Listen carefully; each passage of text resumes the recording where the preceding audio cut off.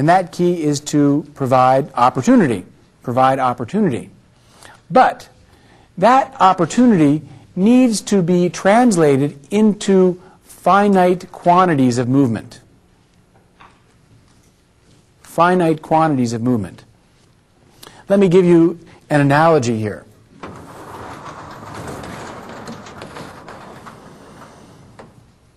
You know, the pons, the midbrain, and the cortex, these are geographical locations in the brain. These are particular parts of the brain that are all geographically distinct from each other in the brain. And the way it works, that as a child crawls, and let's make these different parts of the brain countries. Let's say the pons is Spain. Let's say the midbrain is France. Let's say the initial cortex is Germany.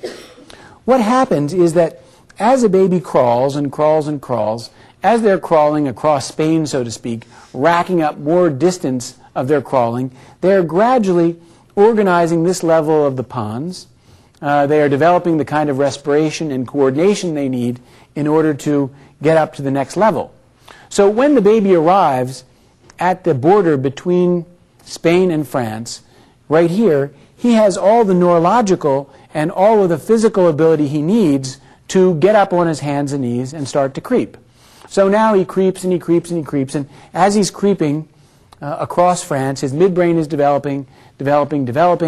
Now he gets to the border of France and Germany. He's got all the neurological ability, all of the physical ability he needs to stand up on his feet and begin to walk, and so he begins to do so.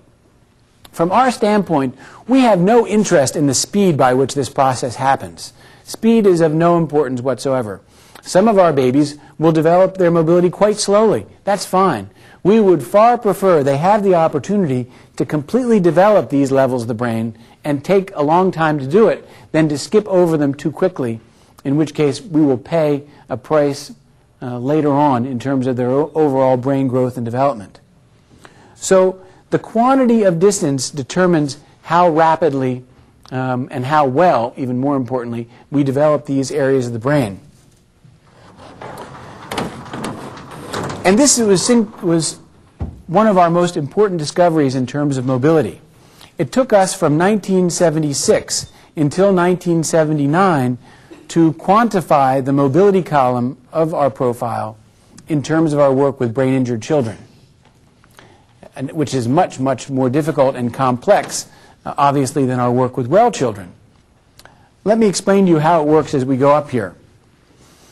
The goal for our babies at this level is to have enough opportunity to crawl as much as 150 feet in a day in a cross pattern, and that equals a confirmed crawler.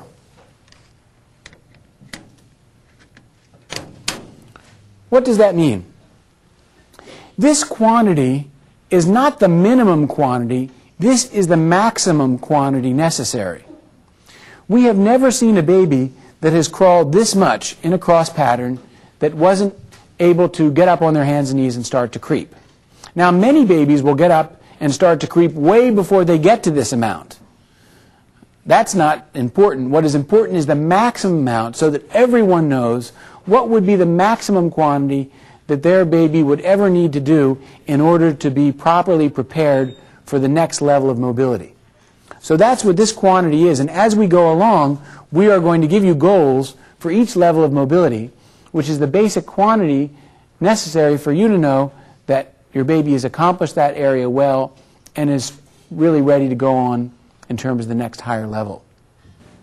May I remind you that the brain grows by use. Not only is this true in an intellectual sense, it's true in a physical sense, in a mobility sense. And nothing is more important to human mobility than balance is. Few things are more important than balance. All over the world, fathers come home, and I have watched them do so in the Kalahari Desert and in New York City. And they take their babies and throw them up in the air and catch them, and throw them up in the air and catch them. Mothers tend to take a dim view of this.